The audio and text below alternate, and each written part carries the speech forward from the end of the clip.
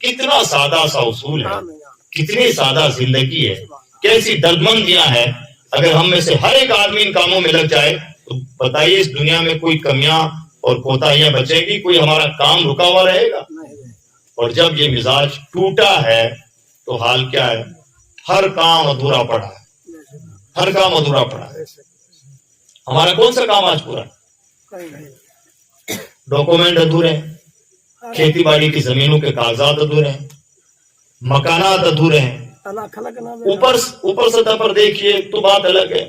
ہم جیسے مان لیجیے حج کرنے کے لیے جانا چاہتے ہیں تو حج کمیٹی کا آج کی تاریخ میں کوئی چیئرمین ہی نہیں. مدرسے چلانا چاہتے ہیں، مدرسہ بورڈ خالی پڑا. وقف کا کوئی ایشو ہے، ابھی آپ کے فلودی میں وقف کا بہت بڑا ایشو چل رہا ہے، آپ لوگوں کو معلوم ہوگا، قبرستان کو لے کر بڑے ایشوز ہیں. وقف بورڈ پورا خالی پڑا ہے، کوئی چیئرمین ہی نہیں ہے. مائنورٹی کمیشن خالی پڑا ہے. ایک عجب، یہاں سے لے کے وہاں تک، سینٹرل سے لے کے اسٹیٹ گورنمنٹ تک، ضلع لیول تک، جس بلاک اسطر پر جہاں کہیں بھی نظر دوڑائیں گے ہمارے تعلق سے خلا نظر آتا ہے. کیوں؟ دردمندی کے جذبات نہیں. ان کے کھیت کے کاغذات نہیں تو مجھے کیا پڑی، اور اب میرے گھر کے مکانات نہیں تو انہیں کیا پڑی ہوگی. جو قوم اتنی مطلب پرست ہو چکی ہوتی ہے، اللہ رب العزت اس قوم سے بھلائیاں چھین لیتا ہے، وہ قوم محروم کر دی جاتی ہے. اور آج کی تاریخ میں ہمیں اپنے مطلب پرستی کی وجہ سے محروم کر دیا گیا. حال یہ ہے کہ ہمیں اچھے مشورے دینے والے بھی فری میں نہیں ملتے، ہے یا نہیں ہے؟ اگر کسی وکیل سے مشورہ بھی لینا ہے تو اسے فیس دینی پڑتی ہے کہ نہیں؟ ڈاکٹر بعد میں بتاتا ہے کہ بیماری کیا ہے، پہلے فیس کا انتظام کرتا ہے یا نہیں کرتا ہے؟ کیوں ہوا ایسا؟ ایسا اس لیے ہوا کہ ہم مطلب پرست، تو ہمارے لیے اللہ نے پوری دنیا کو بھی مطلب پرست بنا دیا. جو اللہ کی مخلوق کا درد مند نہیں، اس کے لیے اللہ کی مخلوق کے دلوں سے بھی درد نکال لیا جاتا ہے. اور جو اللہ کی مخلوق کے لیے درد مند ہو، مخلوق کے دلوں میں اس کے لیے درد انڈیل دیا جاتا ہے. ہم غریب نواز سے کیوں محبت کرتے ہیں؟ ہمارا کوئی خونی رشتہ ہے؟ ایسا ہے کہ ہم ان کے خاندان سے ہیں، وہ ہمارے خاندان سے، ایسا کچھ بھی نہیں. کس چیز کا رشتہ ہے؟ رشتہ اس بات کا ہے کہ ان کے دل میں اللہ کی مخلوق کا درد تھا، وہ خیر خواہ تھے، اللہ نے ان کی محبت ہمارے دلوں میں ڈال دی ہے. ہم نہ چاہتے ہوئے بھی ان سے محبت کرنے پہ مجبور ہیں. ایسا ہے یا نہیں؟ ہم اجمیر جاتے نہیں ہیں، جانا پڑ جاتا ہے، وہ بلا لیتے ہیں.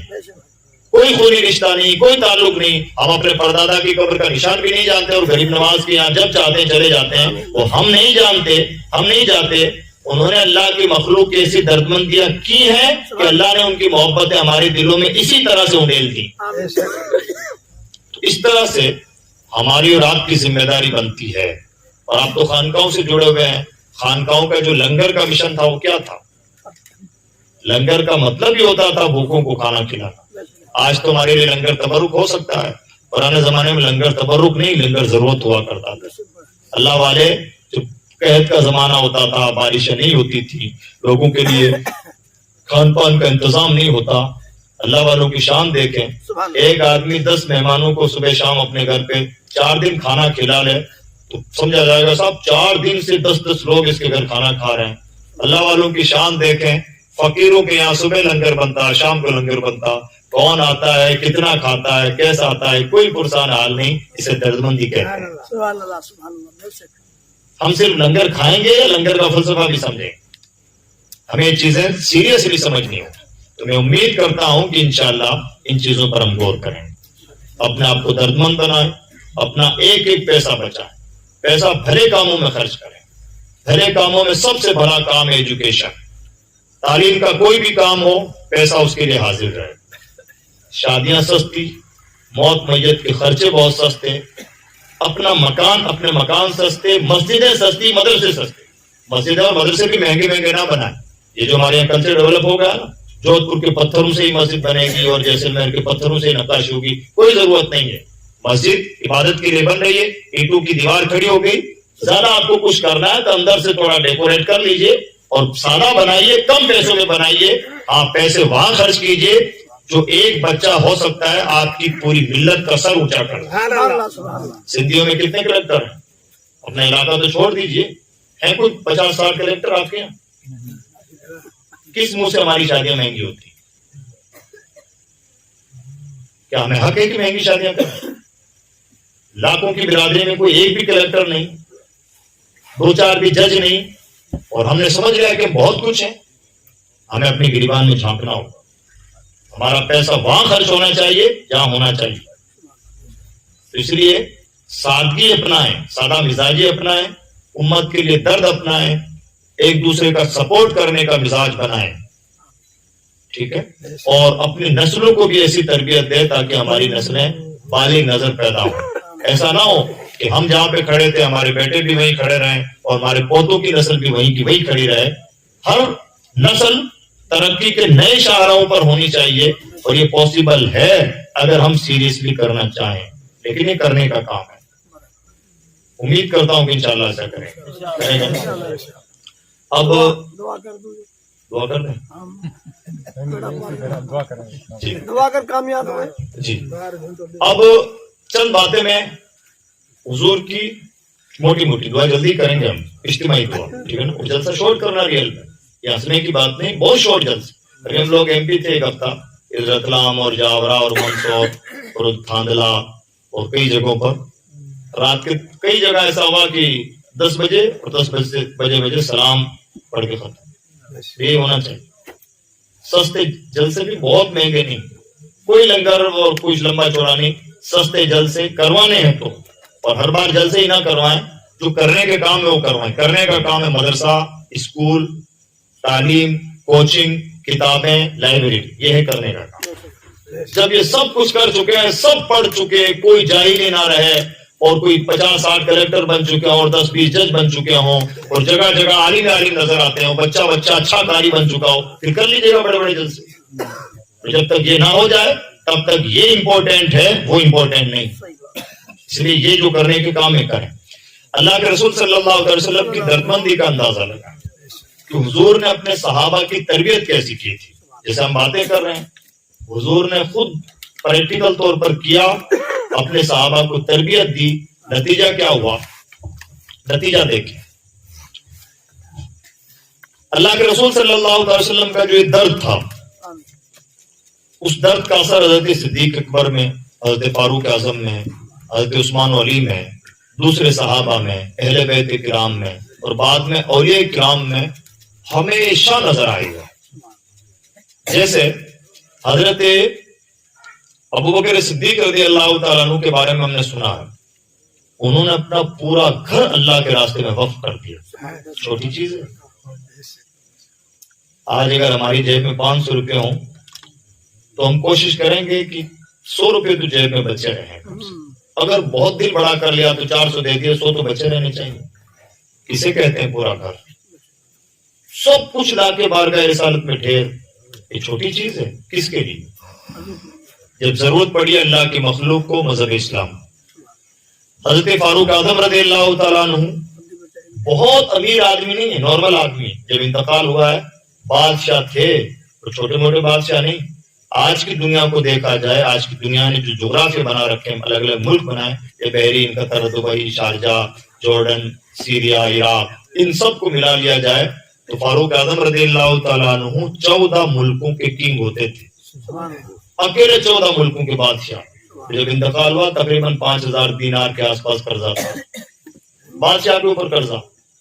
और वसीयत की थी अपने बेटे को, वसीयत की थी कि मेरा कर्जा मेरी जो वरासत है उससे अदा करना, अगर उससे पूरा ना हो तो मेरे खानदान से लेना, और उससे पूरा ना हो तो कुरैश से ले लेना। ये वसीयत फरमाई थी। ये कौन? बादशाह। इसके बावजूद एक तरफ तो कर्ज का ये हाल है, दूसरी तरफ एक मर्तबा कभी गुंजाइश निकली थी थोड़ी सी माल की, तो हजरत फारूक आजम रज़ियल्लाहु तआला अन्हु ने देखा कि बाग बिक रहा है, तो आपने खजूरों का बाग खरीद लिया। और खरीदते ही कहते हैं कि मैंने ये बाग अपने लिए नहीं खरीदा है, हुजूर की उम्मत के लिए खरीदा है। जो भी जरूरतमंद हो, भूखा इंसान हो, जिसको खाना ना मिलता हो, मेरे इस बाग से खा लिया कर। किसने दर्द दिया था? आज जब हमारे पास कुछ भी कैश जमा होता है, बैलेंस होता है, सेविंग होती है, तो हम क्या करते हैं?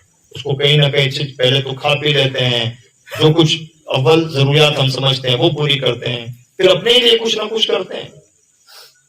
अपने लिए क्या करना? अपने लिए तो कर्ज छोड़ के गए हैं, موقع ملا ہے, اللہ نے تھوڑا سا کبھی موقع دیا تھا تو حضور کی امت کے لیے وقف. حضرت عثمان غنی رضی اللہ تعالیٰ عنہ, مدینہ منورہ میں میٹھے پانی کا انتظام نہیں تھا. حضرت عثمان غنی رضی اللہ تعالیٰ عنہ مدینہ پہنچے, اللہ کے رسول نے انہیں شوق دلایا, ترغیب دلائی کہ مدینہ والوں کو میٹھے پانی کی ضرورت ہے. حضرت سیدنا عثمان غنی رضی اللہ تعالیٰ عنہ نے 12,000 درہم میں ایک کنواں خریدا جس کا نام تھا بیر روما, اور وہ ایک یہودی کا کنواں تھا. آدھا کنواں خریدا. آدھے کنویں کا مطلب یہ ہے, یہودی پورا بیچنے کے لیے تیار نہیں تھا. آدھے کنویں کا مطلب یہ ہے, یہودی نے کہا کہ ایک دن میں پانی بھروں گا, ایک دن آپ پانی بھر لے گا. تو اس طرح سے آدھا کنواں 12,000 دینار میں, یعنی 12,000 درہم میں, یعنی چاندی کے سکوں میں حضرت عثمان غنی رضی اللہ تعالیٰ عنہ خریدا. خرید لیا. خرید لینے کے بعد حضرت عثمان غنی اعلان فرماتے ہیں, میری باری کا دن پورے مدینہ والوں کے لیے آزاد ہے. یعنی جس دن میری باری ہے, پورے مدینہ کے لوگوں میں سے کوئی بھی پانی بھرنا چاہے تو بھر سکتا ہے. اس سے پہلے مدینہ والوں کو پانی خریدنا پڑتا تھا. میٹھے پانی کا انتظام مدینہ کی سرزمین پر حضرت عثمان غنی نے کیا. اور اب جب حضرت عثمان غنی نے اپنی باری کا دن وقف کر دیا تو لوگ اتنا پانی بھر لیتے تھے کہ اب خریدنے کی ضرورت ہی نہ پڑتی. تو اس یہودی کا کاروبار ٹھپ ہو گیا, تو وہ باقی آدھا بھی بیچنے کے لیے تیار ہو گیا. لیکن ایک مسلمان کا مزاج دیکھیں, پہلے تو حضرت عثمان غنی کو ضرورت تھی خریدنے کی, اور اب اسے بیچنے کی ضرورت ہے. عثمان غنی کو خریدنے کی ضرورت ہے, آپ کا کام تو آدھی کنویں سے ویسے ہی چل رہا ہے. لیکن اس کے باوجود حضرت عثمان غنی نے اس کی کمزوری کا کوئی فائدہ نہیں اٹھایا. آپ فرماتے ہیں, بھائی بتاؤ تم باقی آدھا کنواں تمہاری مرضی میں کتنے میں بیچو گے؟ اس نے کہا اتنا ملیں گے تو نہیں, لیکن اس نے ایسے ہی بھاؤ لگا دیا. اس نے کہا 8,000 دینار. حضرت عثمان غنی نے 1 دینار بھی کم نہیں کیا, 8,000 دینار اسے دیے تاکہ اس کا دل خوش رہے. اور پورا کنواں اس طرح سے خرید کر مدینہ والوں کے لیے وقف کر دیا. ایک زمانے تک مدینہ والے بیر روما یعنی حضرت عثمان غنی کے کنویں سے پانی پیتے رہے, اور آج بھی پیتے. آج بھی مدینہ عثمان غنی کے کنویں سے پیاس بجھا رہا. ہم سردی گرمی کے موسم میں راستے میں کوئی مٹکا رکھ دیں اور 2-4 چلتے ہوئے گاڑیوں والے پانی پی لیں, ہمارے دل کو ٹھنڈک ہو جاتے. صاحب چلیے ہم نے کسی کی پیاس تو بجھائی. کہ شام کا آدمی ہوگا وہ جس نے صحابہ کی نہیں پورے اہل مدینہ کی پیاس بجھائی اور اب تک بجھایا. کس نے مزاج دیا تھا؟ مدینہ میں ضرورت پیش آئی مسجد نبوی کو بڑا کرنے کی. مسجد نبوی کی پہلی زمین حضرت صدیق اکبر نے دی. 2 یتیموں کی زمین تھی, وہ حضرت صدیق اکبر نے خریدی. کیا کمال کی بات ہے, صدیق اکبر بھی اپنا سب کچھ مدینہ میں چھوڑ کے آئے تھے. مدینہ میں امیر صحابہ بھی رہتے تھے. امیر صحابہ کے بیچ میں ایک سب کچھ چھوڑ کے آنے والا صحابی, قاری صاحب کے جد اعلیٰ ہوتے ہیں, یہ بھی صدیقی ہیں. اور ہمیں لوگوں کی بھی قدر کرنی چاہیے. کوئی ضروری نہیں کہ جو بڑا لمبا چوڑا ڈھنڈورا پیٹے اور خلافتوں کے اور آل اولاد کے سابقوں اور لاحقوں کے ساتھ رہے, اسی کو پہچانے. صدیقی کا مطلب صدیق اکبر کی اولاد ہی ہوتا ہے, فاروقی کا مطلب فاروق اعظم کی اولاد ہوتا ہے. الگ سے کوئی کہنے کی ضرورت نہیں کہ میں صدیق اکبر کی اولاد ہوں, اور میں عثمان غنی کی اولاد ہوں, اور میں فاروق اعظم کی اولاد ہوں. حضرت صدیق اکبر سب کچھ مکہ میں چھوڑ کے آئے تھے, مدینہ میں بالکل نئے نئے تھے. مسجد نبی کی زمین کی خرید کی باری آئی تو حضرت صدیق اکبر رضی اللہ تعالیٰ عنہ کی قسمت کہ صدیق اکبر نے یتیموں کی زمین اپنے پیسوں سے خریدی, مدینہ والوں کے لیے وقف کی. مسجد نبوی جو دنیا کی دوسری سب سے افضل ترین مسجد ہے, اس مسجد کے لیے زمین دینے والی شخصیت صدیق اکبر کی شخصیت. جب بڑا کرنے کی ضرورت پیش آئی, وہ چھوٹی زمین تھی, ایک زمانے تک نماز ہوتی رہی, پھر جب تعداد بڑھ گئی توسیع کی ضرورت پیش آئی تو حضرت عثمان غنی نے اس کے لیے دوبارہ زمین دی, اور اتنی لمبی چوڑی کر دی کہ مسجد نبی کو پھر دوبارہ چوڑا کرنے کی ضرورت نہ. مدینہ شریف میں قبرستان کی ضرورت تھی, حضرت عثمان غنی نے قبرستان کی زمین خرید کے وقت. اگر ہمارے یہاں کوئی آدمی مان لیجیے قبرستان کی زمین بھی دے دے اور مدرسے کی زمین بھی دے دے, مسجد کی زمین بھی دے دے, تو گاؤں والے اس کا احسان کبھی نہیں بھولیں گے. صاحب اتنا بڑا آدمی ہے, اتنا بڑے دل والا ہے, مدرسے کی زمین بھی اسی نے دی ہے, اور اس کی زمین بھی اس نے دی ہے, اس کی زمین بھی اس نے دی ہے, اور وہ بھی اس وقت جبکہ آپ لوگوں کے پاس تو 150 اور 200 اور 100 بیگھا زمین ہوتی ہے. اس میں سے مسجد کا کوئی 50 گز کا, 100 گز کا, 200 گز کا پلاٹ دے دے تو ہم اس کے احسان مند ہوتے ہیں, ہونا بھی چاہیے. کس شان کے لوگ ہیں کہ جنت البقیع جو دنیا میں جنت ہے اس کی زمین عثمان غنی نے دی. مسجد نبوی جس میں کسی کو ایک سجدہ کرنے کا موقع مل جائے تو 50,000 سجدوں کا ثواب ملتا ہے, وہ زمین صدیق عثمان کی ہے. اور اسی طرح سے میٹھے پانی کا انتظام عثمانی غنی نے کیا ہے، باغ خرید کے وقت کر دیے، مدینے والوں کو گھوڑوں کی اونٹوں کی ضرورت پیش آتی تو وہ پوری کرتے، کسی کے یہاں شادی ہوتی حضرت عثمانی غنی کو پتہ چلتا تو اس کا انتظام کرتے۔